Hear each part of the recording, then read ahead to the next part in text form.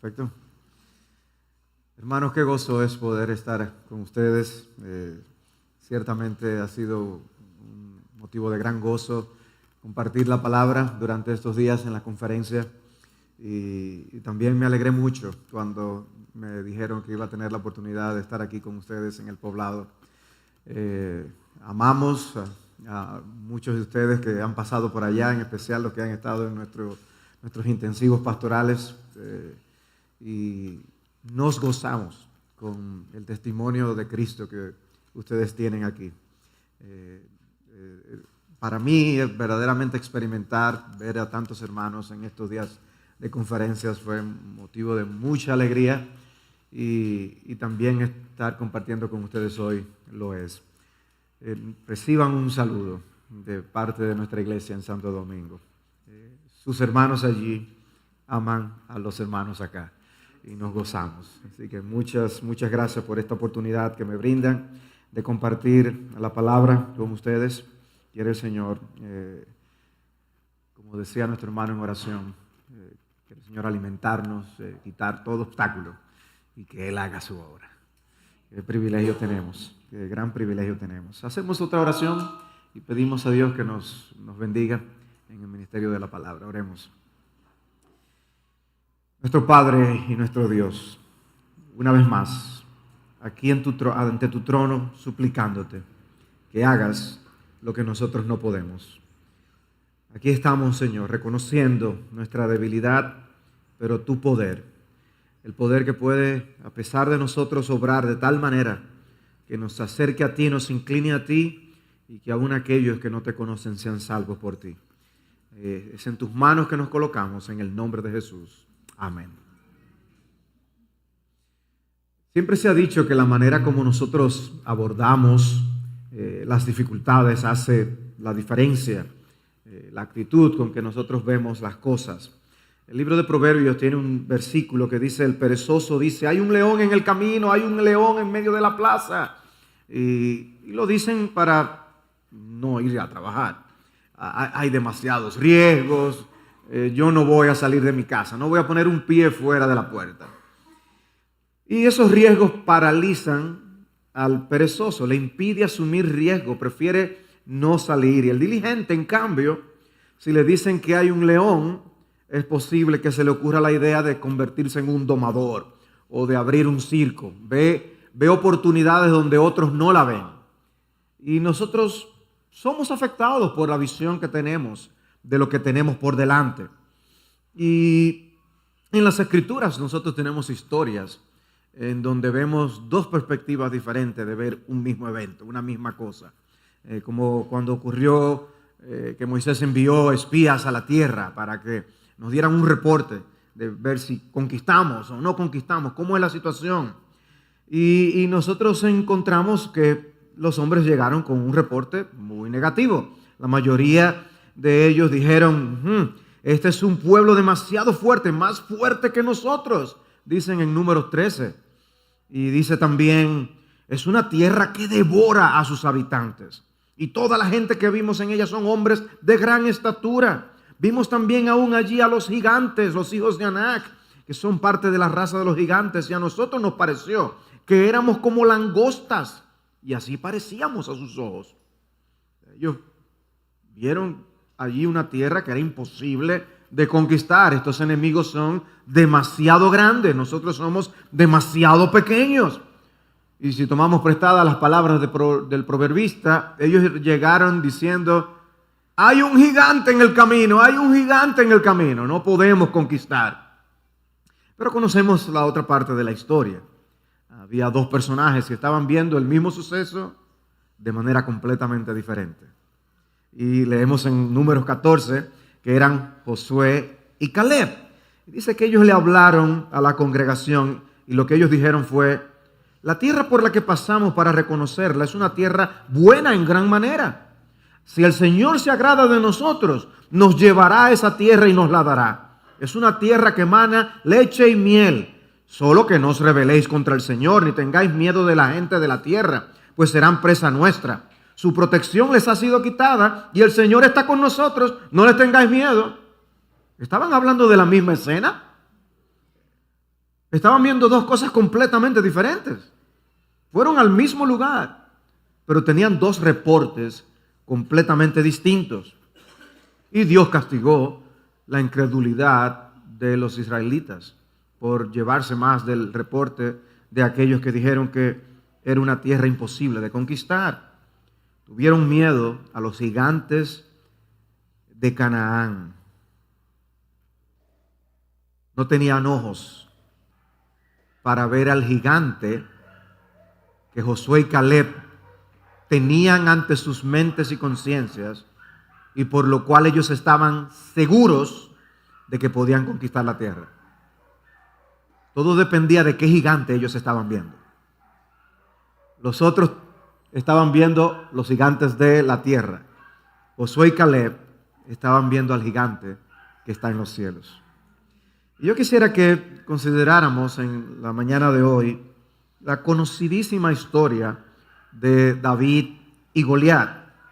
La historia que aparece en 1 de Samuel, capítulo 17. Es un capítulo largo, yo no voy a leerlo completamente, contiene muchos detalles, pero quisiera resaltar algunas cosas de ese capítulo y que reflexionemos en cuanto a quién es el verdadero gigante. Así que mi primer encabezado es: hay un gigante en el camino. Hay un gigante en el camino. Durante los días de David, el enemigo público número 1 de Israel eran los filisteos.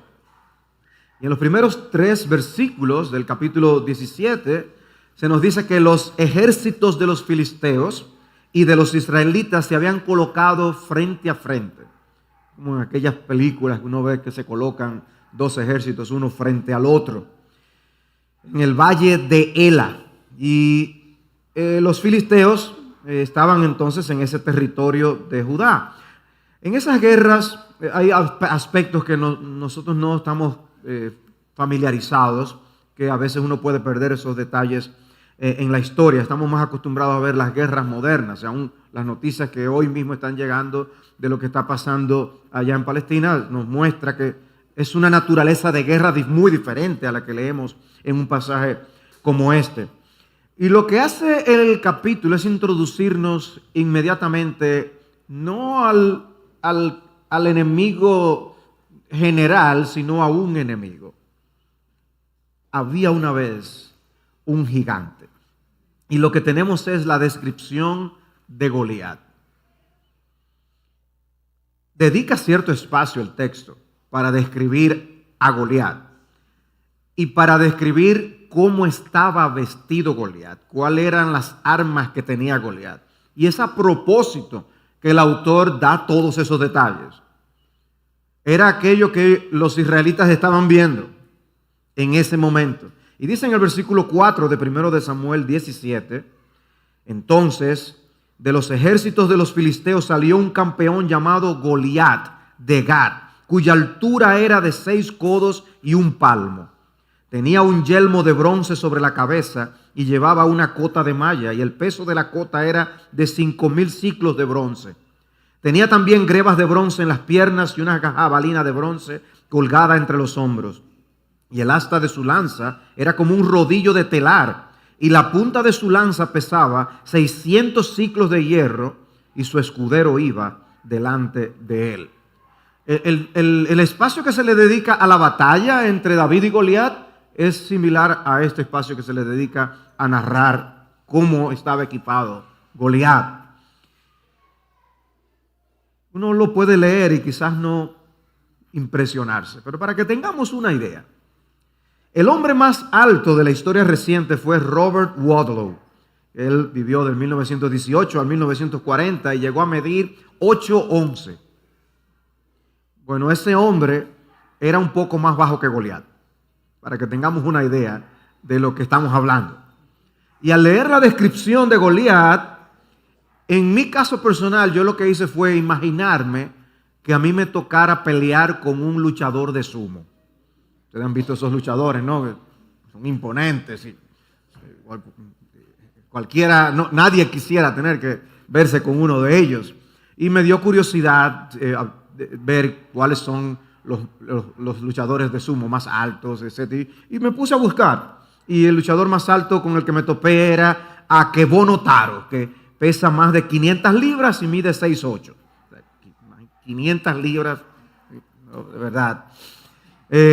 Los hay más pesados, llegan a pesar 645 libras, otros, pero uno se ve como un pigmeo delante de uno de esos luchadores. La verdad que uno puede imaginarse delante de un luchador de sumo y tener una pequeña idea de lo que era verse frente a Goliat. Pero no solamente era un luchador imponente, era alguien también desafiante.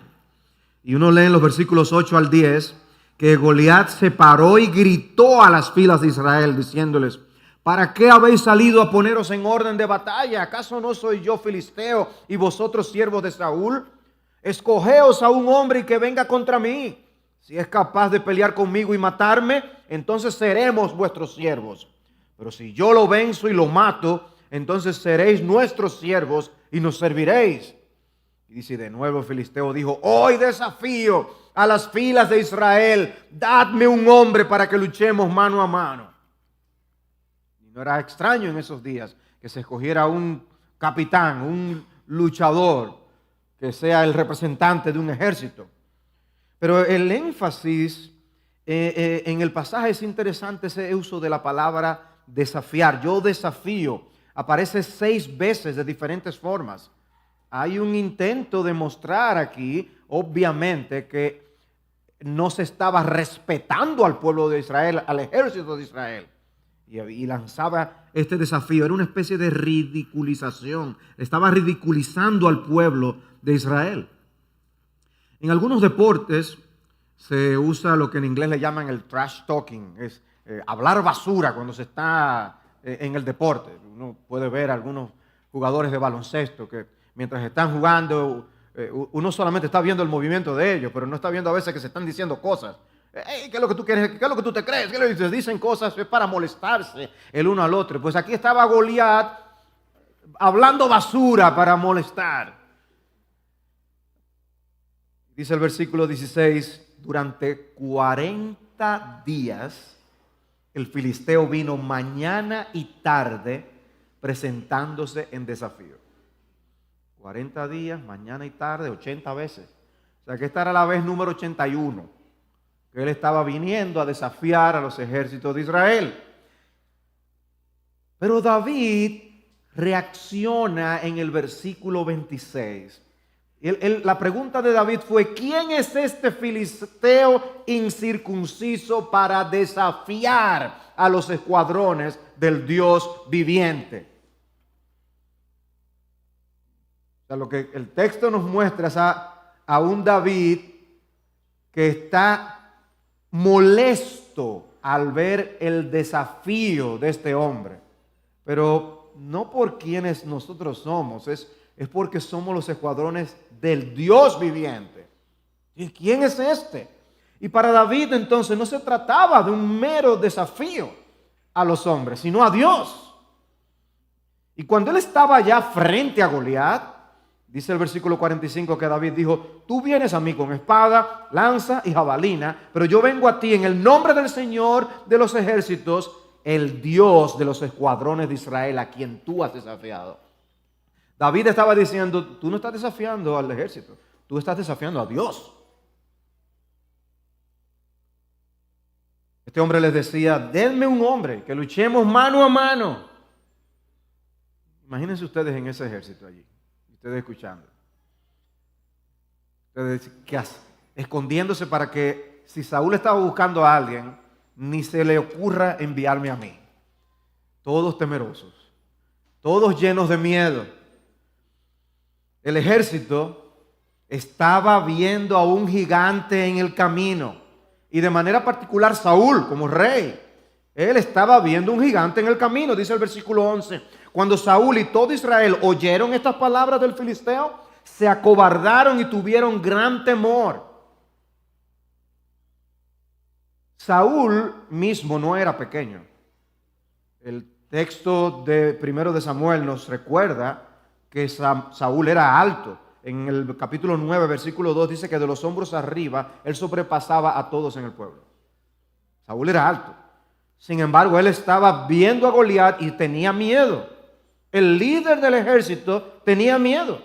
Si había uno que podía enfrentar a ese hombre era Saúl y él estaba atemorizado. Imagínense los otros. Isaí, el papá de David, tenía un alto concepto del ejército. Porque cuando él envía a David a donde estaban sus hermanos, David es enviado por su padre, les dice: lleva también estos 10 quesos al jefe de los 1000 y mira a ver cómo están tus hermanos y trae noticias de ellos. Pues Saúl y ellos y todos los hombres de Israel están en el valle de Ela peleando contra los filisteos. Él tenía un buen concepto de ese ejército y de estos hombres. Pero la verdad es que ellos no estaban peleando. Isaí dice que pensaba que estaban peleando, pero no estaban peleando. Estaban con el rabo entre las piernas, porque había un gigante en el camino. Y David llega precisamente cuando Goliat estaba diciendo sus fanfarronadas. Qué casualidad.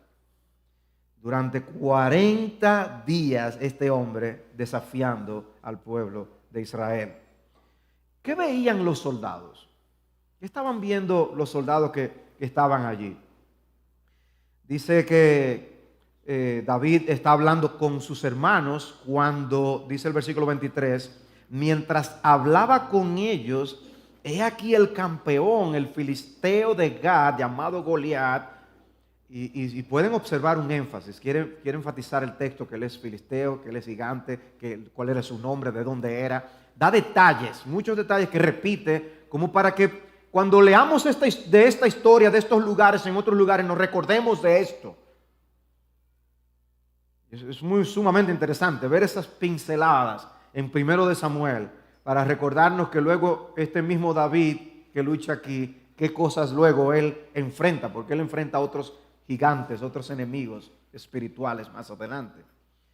Pero la historia repite estas informaciones y dice que David escuchó estas palabras que estaba diciendo Goliat. Dice: cuando todos los hombres de Israel vieron al hombre, versículo 24, huyeron de él y tenían gran temor. Y los hombres de Israel decían: ¿habéis visto a ese hombre que sube? Ciertamente sube para desafiar a Israel. El rey colmará con grandes riquezas al que lo mate y le dará su hija y hará libre en Israel a la casa de su padre. Hay un gigante en el camino. La necesidad era tan grande que Saúl entonces empieza a prometer a su hija: el que lo mate le doy la hija mía. Casarse con... iba a ser viuda inmediatamente. No, y le voy a dar también tantos ciclos de plata para dejárselo a la hija, será. Y exención de impuestos para ver si se animaban a pelear contra Goliat. Era una oferta jugosa. Pero ¿para qué si voy a estar muerto? Hay un libro que escribió Paul Tripp que se llama Cuando la gente es grande y Dios es pequeño. Ciertamente ellos estaban viendo a la gente grande y a Dios muy pequeño. Excepto David, obviamente, por lo que vemos en la historia. Eliab, el hermano mayor de David, tiene una reacción cuando David llega a hablar con ellos. Y dice en el versículo 28 que cuando oyó cuando él hablaba con los hombres y se encendió la ira de Eliab contra David. Y dijo: ¿para qué has descendido acá? ¿Con quién has dejado aquellas pocas ovejas en el desierto? Yo conozco tu soberbia y la maldad de tu corazón, que has descendido para ver la batalla. Dice: tú estás aquí por curioso. Pero David respondió: ¿qué he hecho yo ahora? ¿No fue solo una pregunta? Entonces se apartó de su lado hacia otro y preguntó lo mismo. Y el pueblo respondió lo mismo que antes. Lo que Eliab parece indicar es que él se había sentido aludido con las palabras que David había expresado. Esa falta de valentía había quedado expuesta. Parece que Eliab creía tener visión de rayos X para ver lo que había en el corazón de David. A nosotros nos pasa a veces lo mismo.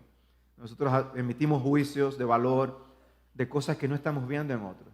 Tú lo haces porque tal cosa, como si pudiéramos ver el corazón. Y cometemos un grave error. Simplemente lanzo esta pequeña perla en medio de esta historia. Dice, yo conozco tu soberbia y la maldad de tu corazón. Lo llamó soberbio, malo, curioso. En esta historia David no solo tiene que pelear contra Goliat aparentemente. Sus propios hermanos ahora estaban en contra suya. Nos pasa eso aún entre nuestras propias iglesias. Nos pasa eso aún entre nuestra propia familia. Cuando uno, tratando de hacer las cosas bien, uno encuentra oposición. No siempre las cosas van a ser fáciles, sencillas. Vamos a encontrar oposición. Y David estaba encontrando esa oposición en sus propios hermanos. Pero el gran problema de David no era Eliab, ni lo que Eliab le estaba diciendo, sino Goliat. Ese era el problema en el que tenía sus ojos fijos. Y no se dejó distraer por las palabras de su hermano. Nosotros también debemos aprender esa lección. A veces nosotros permitimos que esas pequeñas cosas que nos ocurren a nuestro alrededor nos desenfoquen de la verdadera batalla.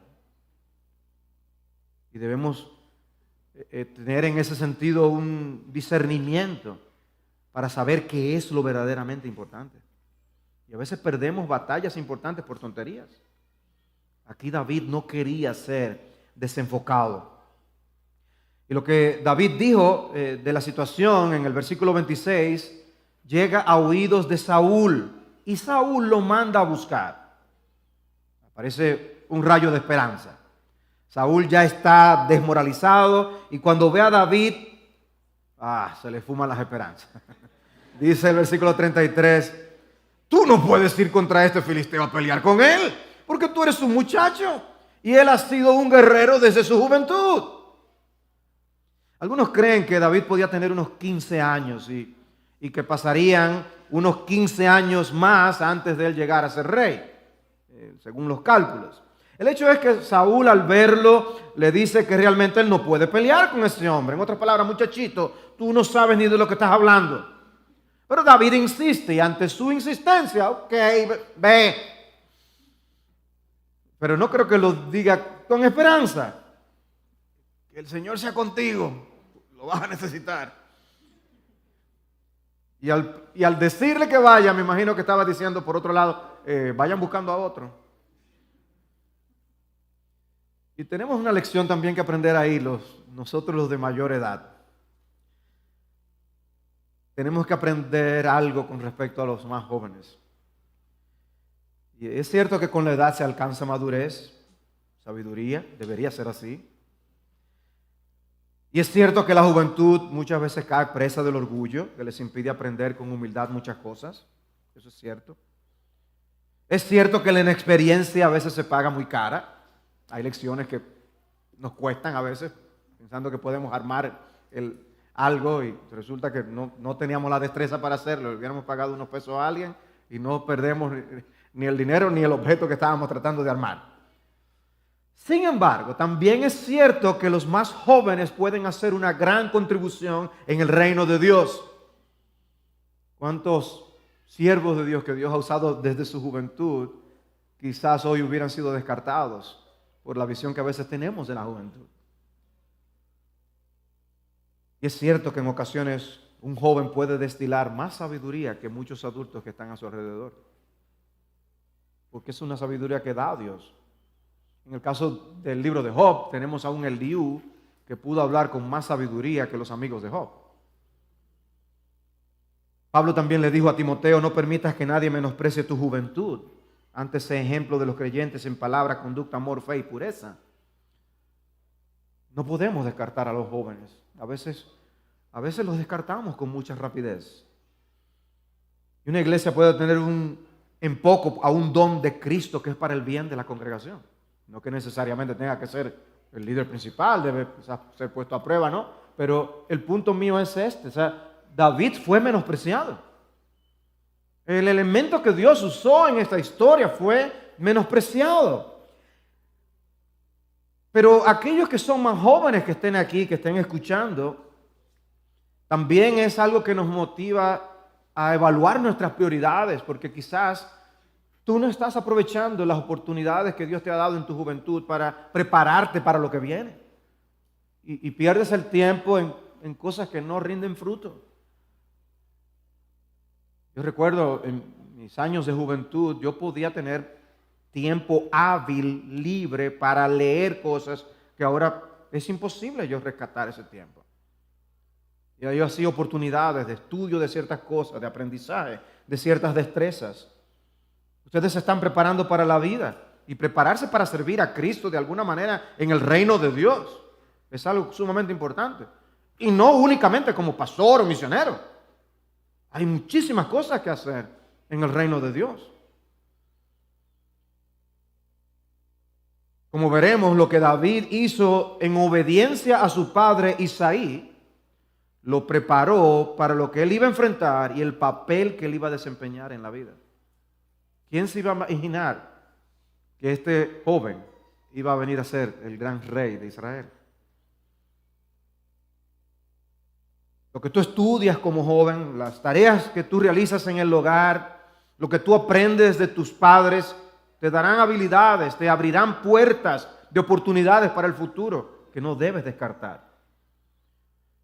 El punto es que Saúl le viste con sus propias ropas militares, le puso su yelmo en la cabeza, lo cubrió con una armadura. Y David debió lucir un poco ridículo. O sea, no sé ustedes, pero yo siendo niño, una de las cosas que uno hacía era a veces usar la ropa de los padres y ponérselas. Y uno lucía bien ridículo, ¿no? Pero era parte del juego. Bueno, David debió lucir algo así, porque era una ropa que le quedaba sumamente grande. No podía ni caminar. Saúl tenía la esperanza de que al menos usando mi armadura quizás no lo maten y sobreviva.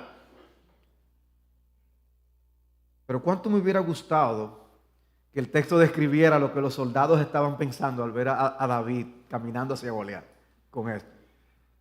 Yo me imagino la burla interior en su corazón. Bueno, el primer encabezado entonces que les he mencionado es: hay un gigante en el camino. Eso es lo que ellos estaban viendo. Hay un gigante en el camino. Pero lo segundo que yo quiero que veamos es: hay un gigante que no estamos viendo. Hay un gigante que no estamos viendo. Como yo les decía al principio, dos personas pueden enfrentar la misma dificultad y hacerlo con actitudes muy diferentes.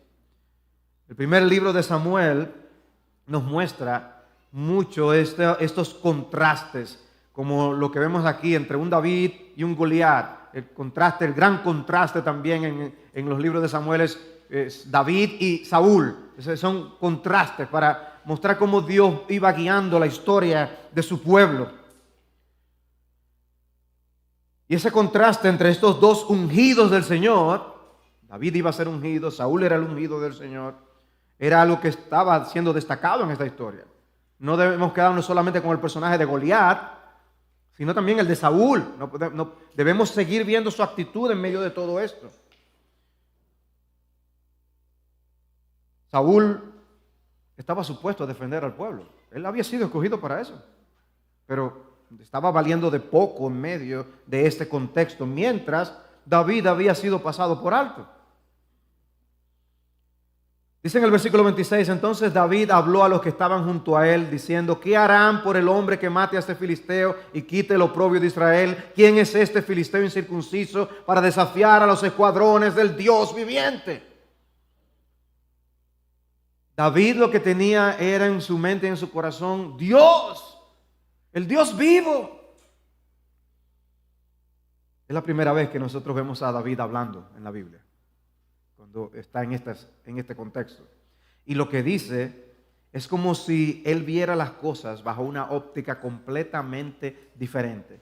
Antes de hablar como si Dios no estuviera en el panorama, él está diciendo: eso es lo primero que nosotros tenemos que considerar. ¿Quién es este individuo para hablar así de los ejércitos del Señor? ¿Quién es este loco que se atreve a desafiar a Dios? Y observen que David lo identifica como un filisteo incircunciso. Nadie más estaba pensando en eso. Pero David sí. Solo veían a un gigante. Dice el comentarista Dale Davis, toda la vida del creyente y toda la vida de la iglesia requiere una forma de pensar teocéntrica. La tragedia es que si alguien pudiera escuchar nuestros pensamientos y palabras en nuestros peligros y problemas, nunca deducirían que tenemos un Dios viviente.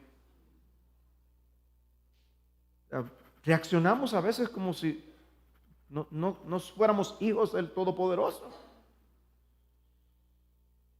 A veces escuchamos a las personas expresar sus problemas en la consejería y Dios no sale nunca en el panorama. Quieren solucionar su problema de relacionar con sus hijos o su problema matrimonial o lo que sea, pero no vemos a Dios y su evangelio siendo lo que transforma esa vida y regula esa vida. El ejército de Israel viendo las cosas de una manera, David viendo las cosas de otra manera. Nos recuerda las palabras en Hebreos capítulo 11, cuando de Moisés se dijo que él se mantuvo como viendo al invisible. ¿Qué estás viendo tú? ¿Qué experiencia estás pasando ahora que te mantiene tus ojos enfocados en ese problema? Quizás con una herida sangrante y tú lo que único que sientes y ves es eso que tú experimentas. No se puede decir de nosotros, se mantuvo como viendo al invisible. Por la fe, David pudo ver lo que otros no estaban viendo. Fue David en el Salmo 16 que dijo: al Señor he puesto continuamente delante de mí, porque está a mi diestra, permaneceré firme. Conciencia de la presencia de Dios. Consciente de que era Dios su sostén. Cuando nosotros andamos por la vista, nos pasa lo mismo que a los israelitas. Y la ansiedad nos paraliza. Y por eso Pablo nos exhorta a andar por la fe y no por la vista. Hebreos 11:1. Ahora bien, la fe es la certeza de lo que se espera, la convicción de lo que no se ve. Vivir por la fe es vivir conscientes de estas cosas que no se ven a simple vista. Hay un gigante en el camino. Saúl estaba viendo eso. David estaba viendo algo completamente diferente. Y es David aún el que le da ánimo a Saúl cuando él se ofrece como voluntario. Y dijo David a Saúl: no se desaliente el corazón de nadie a causa de él. Tu siervo irá y peleará con este filisteo. Versículo 32. ¿Qué estaba viendo David? Había un gigante en el escenario según David y no era Goliat.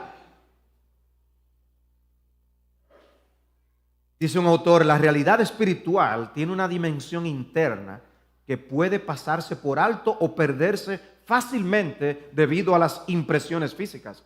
En otras palabras, a veces nosotros estamos viendo en un escenario, teniendo sensaciones particulares, dolores particulares, que se concentran en lo físico, lo material. Ahí están nuestros ojos depositados. Perdemos de vista lo espiritual. Y sigue diciendo: la percepción humana a menudo pasa por alto la verdad debido a la incapacidad o falta de voluntad de penetrar más allá de lo externo para discernir la verdad. Pero Dios percibe y comprende lo que no puede ser discernido por el ojo humano.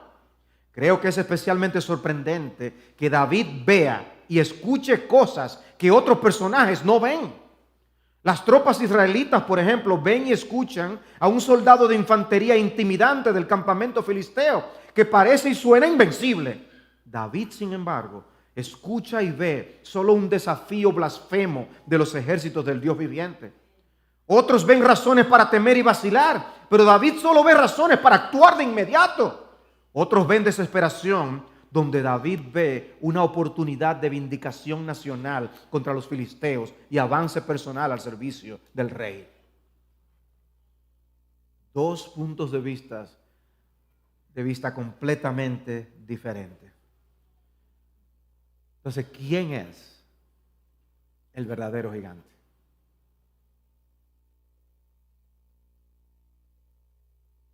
Leyendo la reseña de un podcast sobre David y Goliat, la descripción decía: solo hay un gigante en el campo de batalla en 1 de Samuel 17 y su nombre no es Goliat, es David. ¡No! Ver el capítulo de esa forma es perder el propósito completamente de esa historia.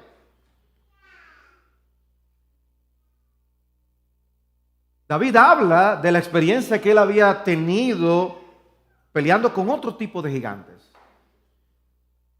Él describe a Saúl. Déjame decirte algo de mi experiencia.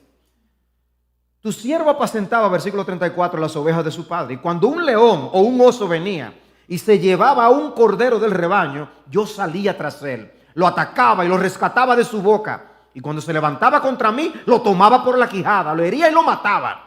Tu siervo ha matado tanto al león como al oso. Es como a veces esos personas que se ven delgaditas, como que no parece que estén impresionantes, y alguien se pone de bravucón, viene grandote, y cuando viene a ver el chiquito, y el otro está en el suelo. David era así.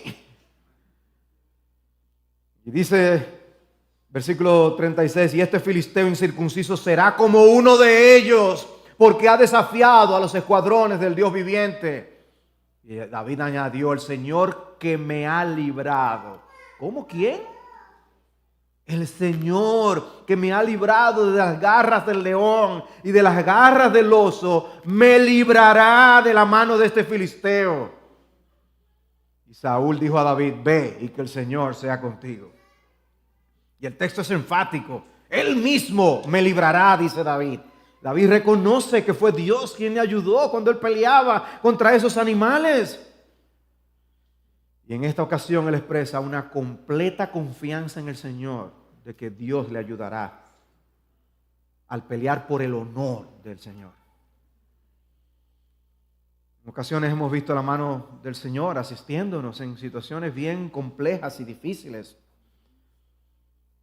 Pero cuando llega un nuevo desafío, nos olvidamos de eso que había pasado antes. Dios ha actuado en nuestras vidas, Dios nos ha ayudado de tantas maneras, pero llega un nuevo problema y no nos recordamos de lo que Dios hizo.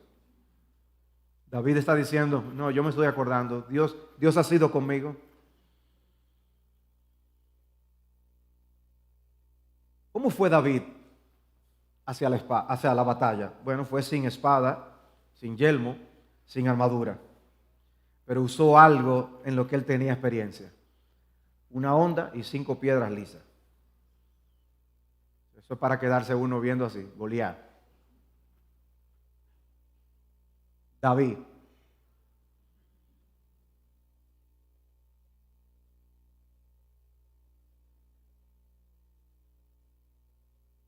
Yo recuerdo haber visto una película que trataba sobre precisamente esta historia, y en ella presentaron a los hermanos de David tratando de disuadirlo de que no se fuera a pelear contra el gigante. Eso no está en el texto bíblico, pero la película era así. Y ahí iba David con sus 5 piedras. Todo el mundo menospreciando a David. Y David con sus 5 piedras. Dice el texto, versículo 41. El filisteo, ni siquiera menciona el nombre, el filisteo, vino y se fue acercando a David con su escudero delante de él.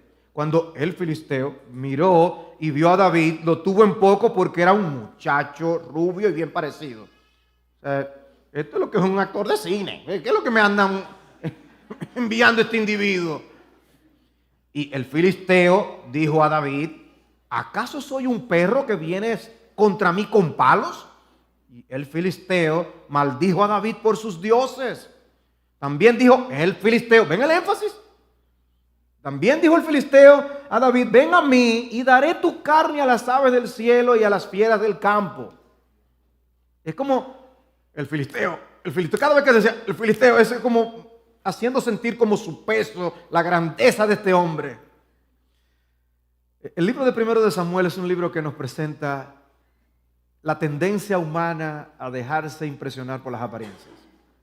Lo vemos cuando ante Samuel hacen pasar a los hijos de Isaí y pasan todos y faltaba uno, que era David, pero era demasiado, no, ese no puede ser. Y aún el mismo Samuel se deja llevar de las apariencias. Pues esa historia aquí no es diferente. Nosotros vemos cómo las apariencias tienen un impacto, la grandeza de un Goliat, algo impresionante estar ante él. La apariencia de David no era una figura menospreciable. Saúl lo menospreció. El mismo Goliat, entonces, cuando ve a David, esto es lo que es un niño lindo, vete para tu casa. Y Goliat continuó hablando basura y usando aún el nombre de sus dioses para decir que él va a ganar. El deseo de Goliat era tener una lucha cuerpo a cuerpo con David. Pero David no cayó en esa trampa. La estrategia que tenía David en su mente era otra. Pero antes de ver lo que David hizo, el pasaje nos detalla lo que David le dijo a Goliat. Versículo 45. Esto es digno de leerlo con calma. Entonces dijo David al filisteo: tú vienes a mí con espada, lanza y jabalina, pero yo vengo a ti en el nombre del Señor de los ejércitos, el Dios de los escuadrones de Israel, a quien tú has desafiado. El Señor te entregará hoy en mis manos, y yo te derribaré y te cortaré la cabeza. Y daré hoy los cadáveres del ejército de los filisteos a las aves del cielo y a las fieras de la tierra, para que toda la tierra sepa que hay Dios en Israel, y para que sepa toda esta asamblea que el Señor no libra ni con espada ni con lanza, porque la batalla es del Señor, y Él os entregará en nuestras manos.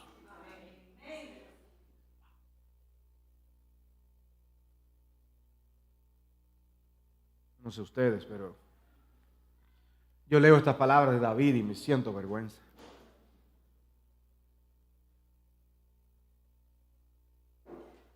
Para David lo más importante era el honor de Dios.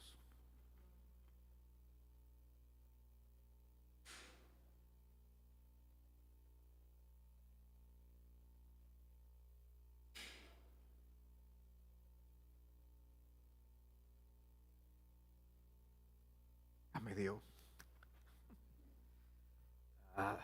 David amaba a su pueblo,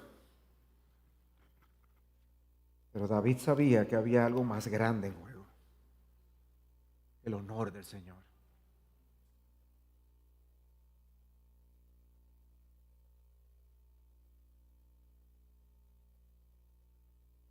Hay una razón que debe movernos a suplicar y orar los unos por los otros.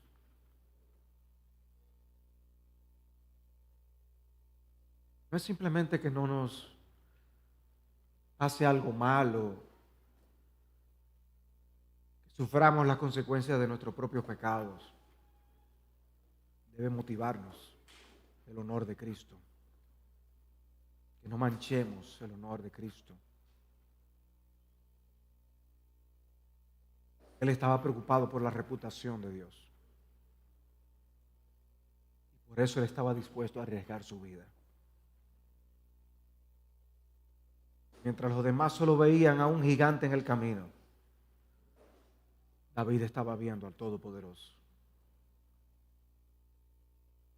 Ahí había un gigante invisible con David.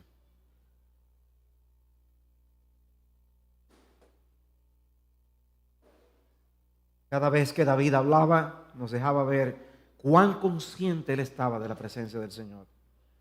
Cuán consciente estaba de que contaba con la ayuda del Señor. Él estaba seguro de que le iba a cortar la cabeza al gigante, que la victoria iba a ser suya. Y David no estaba simplemente presumiendo, él estaba confiando en el Señor. Él estaba declarando que la batalla es del Señor. De manera que, hermanos, ¿dónde debe estar nuestra confianza? Dice el Salmo 20, versículo 7, aunque algunos confían en carros y otros en caballos, nosotros en el nombre del Señor, nuestro Dios, confiaremos. Salmo 33, 16, el rey no se salva por gran ejército, ni es librado el valiente por la mucha fuerza. Esta semana escuchábamos en Muestra a Cristo, ¿no? Esa seguridad que muchas veces nos brinda el dinero. Y oíamos cómo Eclesiastés nos enseña a no poner nuestra confianza en el dinero, sino en el Señor. Pero da seguridad estar rodeado de un gran ejército, ¿no? Pero lo grande es que Dios puede vencer aún si no hay ejército. Dice el versículo 17 ahí en el Salmo 33, falsa esperanza de victoria es el caballo. No, pero yo tengo más tanque de guerra que tú. Ni con su mucha fuerza puede librar. He aquí los ojos del Señor están sobre los que le temen, sobre los que esperan en su misericordia, para librar su alma de la muerte y conservarlos con vida en tiempos de hambre. No por la fuerza ha de prevalecer el hombre. Así dice el cántico de Ana en 1 de Samuel 2:9. Es el mismo énfasis a lo largo de todo el libro. Dios es el que vence. Dios es el que da victoria. No es por nuestra grandeza ni la grandeza de nuestros ejércitos, ni los recursos con los que podamos contar. De ahí la bendición de a veces no tener los recursos para defendernos, porque nos lleva obviamente a buscar lo único que podemos. Señor.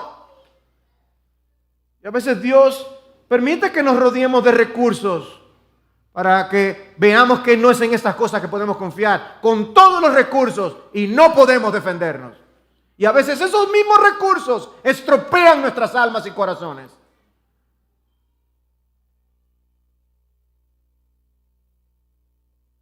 Dios debe ser nuestra absoluta confianza. Dice un autor, Goliat no es realmente el problema aquí.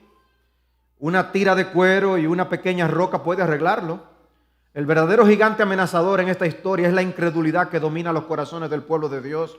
Sospecho que Dios se sentía más insultado por la incredulidad de Israel que por el desafío rampante y blasfemo de Goliat. Y luego añade, el tamaño de Goliat no fue un problema para David, ni lo será el tamaño de cualquier gigante que la iglesia enfrente hoy. El obstáculo más significativo es la pequeñez de nuestra confianza en Dios.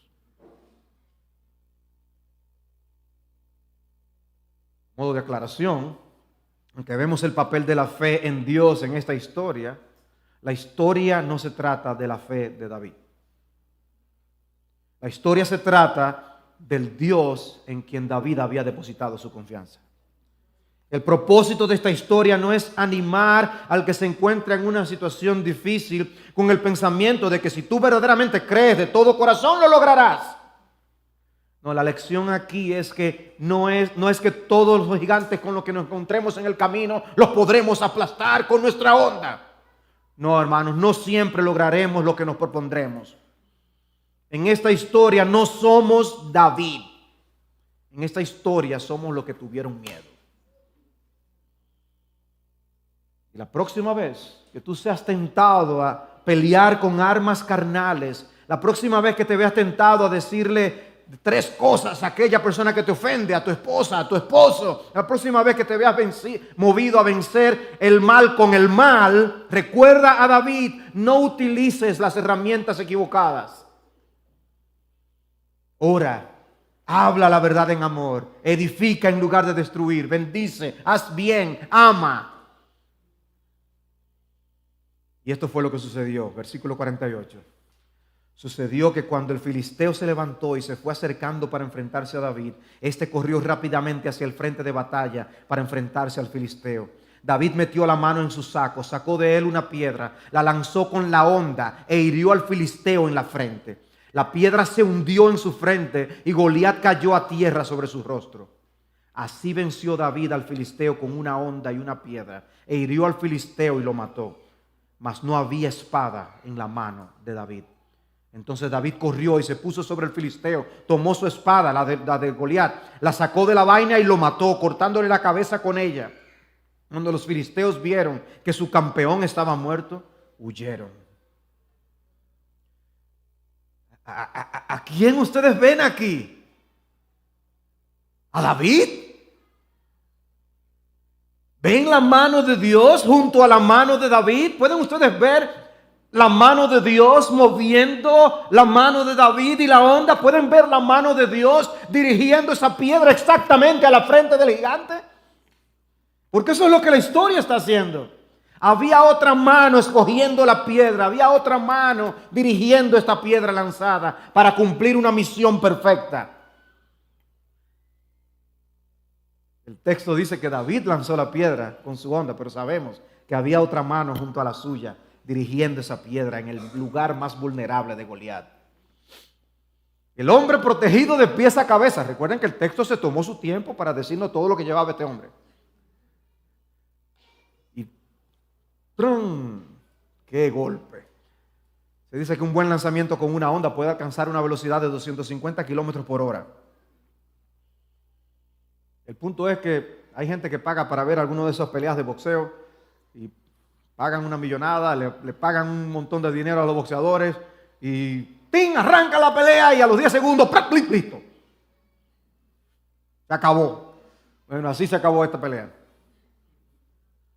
Ni se acercó David. Goliat tenía un soldado que le cargaba su escudo. David tenía a Goliat para que le cargara la espada con la que él iba a matar a Goliat. Las cosas del Señor.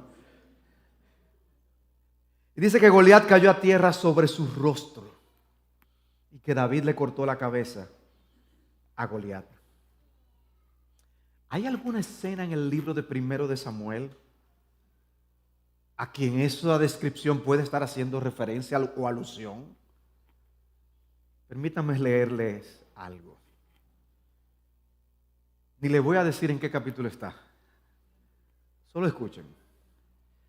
A la mañana siguiente, cuando los de Asdod se levantaron temprano, he aquí que Dagón había caído rostro en tierra delante del arca del Señor. Y tomaron a Dagón y lo pusieron otra vez en su lugar. Pero al levantarse temprano al día siguiente, aquí que Dagón había caído rostro en tierra delante del arca del Señor. Y la cabeza de Dagón y las dos palmas de sus manos estaban cortadas sobre el umbral. Sobre el tronco le quedaba a Dagón. Otro de los dioses de los filisteos había caído. David quería que toda la tierra supiera que había un Dios en Israel. Y se supo. Y hoy nos corresponde a nosotros continuar con esa misión de anunciar las virtudes de aquel que nos llamó de las tinieblas a su luz admirable. La misión de ser sal y luz para que vean vuestras buenas obras y glorifiquen a vuestro Padre que está en los cielos. En esta historia hemos podido ver cómo el ungido del Señor fue menospreciado. David fue menospreciado, desestimado por Eliab, por Saúl, por Goliat. Lo desestimaron por ser un pastor de ovejas, por ser un muchacho. Eliab lo veía como una molestia, Saúl como un muchachito, Goliat como un enclenque insignificante. Y entonces el Señor desde los cielos era como si estuviera diciendo: perfecto, ese es el hombre. Pero esta historia demuestra algo más. Dios estaba con David. Esta historia confirma que aunque van a faltar todavía muchos años para que David viniera a ser rey, que David era el ungido del Señor. El líder guerrero que protege a su pueblo es David. Y en ese sentido David es un tipo del Señor Jesucristo. Jesús es nuestro David que venció a Apolión, a nuestro gran enemigo.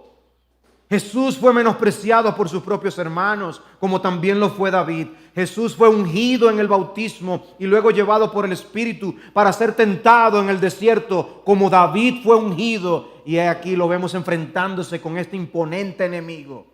Cristo venció al diablo en la cruz, como David lo hizo con la misma espada de Goliat. El diablo pensando que en la cruz lo derrotaría, y Cristo usó esa misma cruz para derrotarle. El campeón del cristianismo es Jesucristo.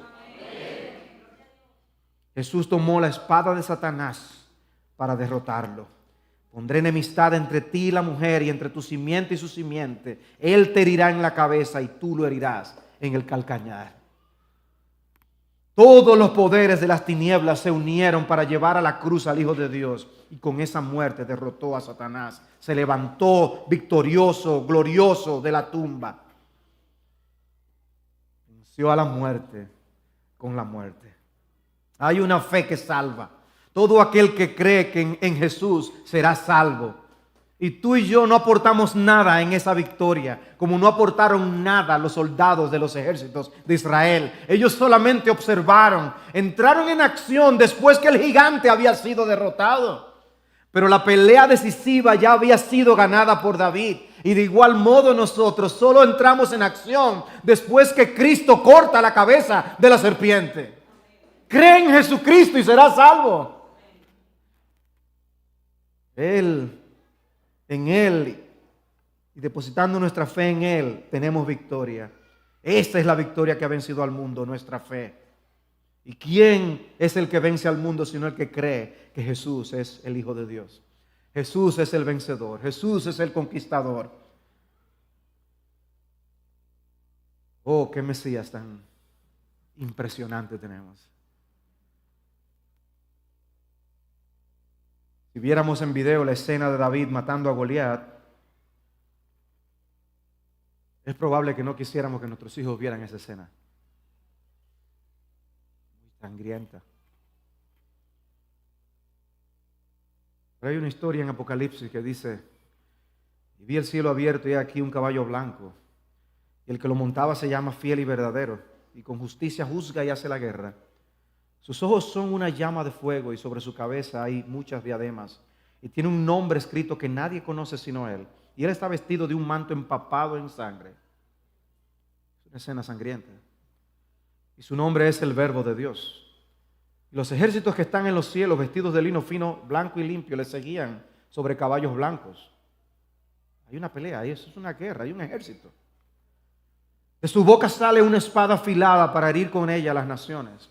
Y las regirá con vara de hierro. Y él pisa el lagar del vino del furor, de la ira de Dios Todopoderoso. Y en su manto y en su muslo tiene un nombre escrito: Rey de Reyes y Señor de Señores.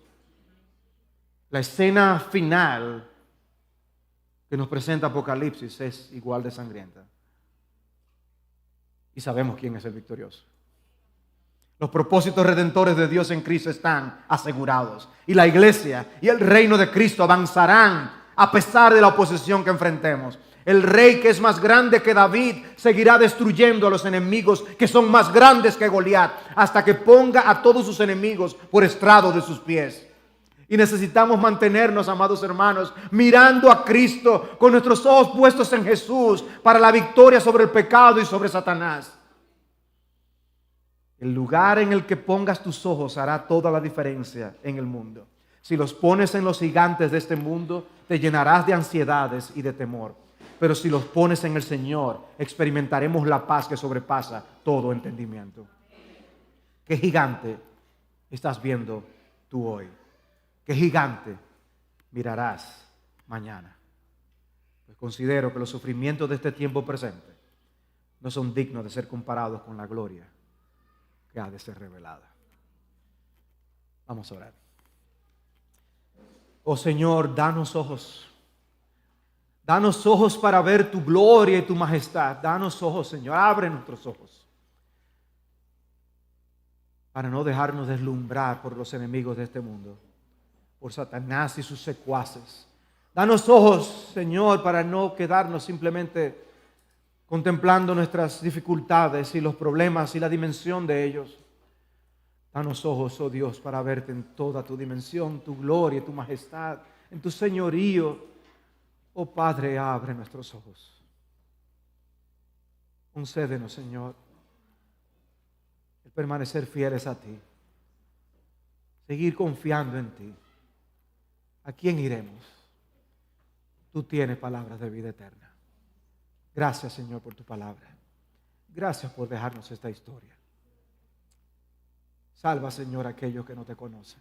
Ten piedad, te lo pedimos. En el nombre de Jesús. Amén.